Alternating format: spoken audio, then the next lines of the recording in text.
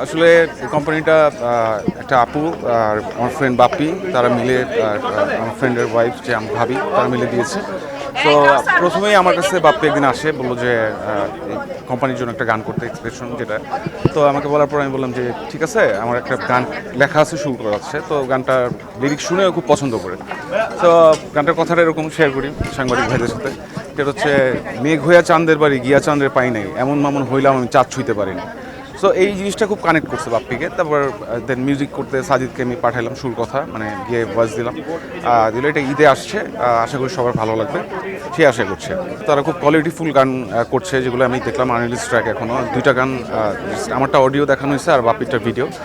খুব different type কাজ করবে তারা, আশা করি। আর মেইন কথা হচ্ছে গান ভিউয়ার্স আমার মনে হয় যে গানটা ভালো, লিরিক সুর ভালো, বাংলা গান মানুষজনই পায়, সেটাই আশা করবো।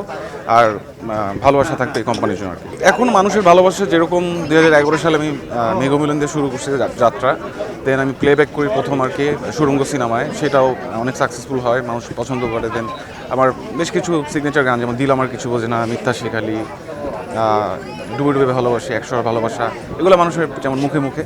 তো এগুলা আছে। আর আমি চাই যে যেই মানে যেমন এবার 2026 সাল, আমি ওইটা চিন্তা করেই যে সুর কথাটা ওইভাবে চিন্তা করছি যে এখনকার মানুষ কী রকম গান শুনে, তাদের সাইকোলজি পড়ার ট্রাই করি, যে ইয়াং জেনারেশন যেমন যারা একদম নতুন করছে তারা কীরকম গান পছন্দ করে।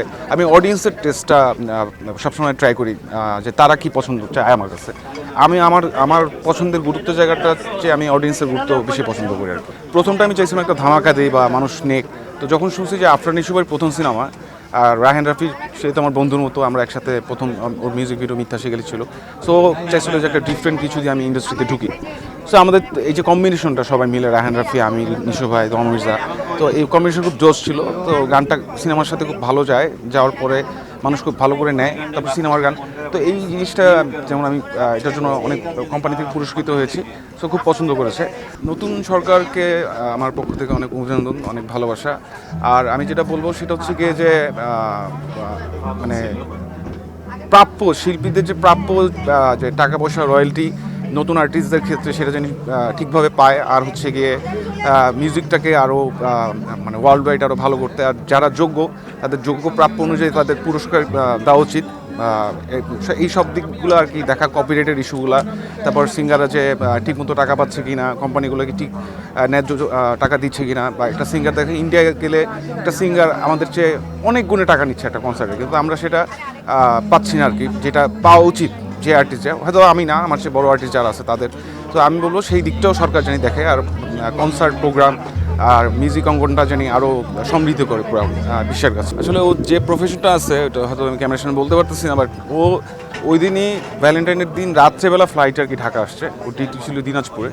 সো এইটাই ছিল আমার ভ্যালেন্টাইন, ওকে রিসিভ করার। বাট যাওয়ার পথে, এয়ারপোর্টে যাওয়ার পথে আমি কোনো ফুল পাইনি, অনেক খোঁজাখুঁজি করছি, কোনো ফুল নাই।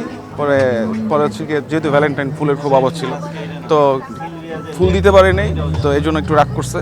তারপর এই তো তারপর বাসায় আসলাম, আসার পরে বললাম আর কি খুঁজছি ফুল পাই। এই অভিজ্ঞতাটা এমন ছিল আর কি এবার ভ্যালেন্টাইনের।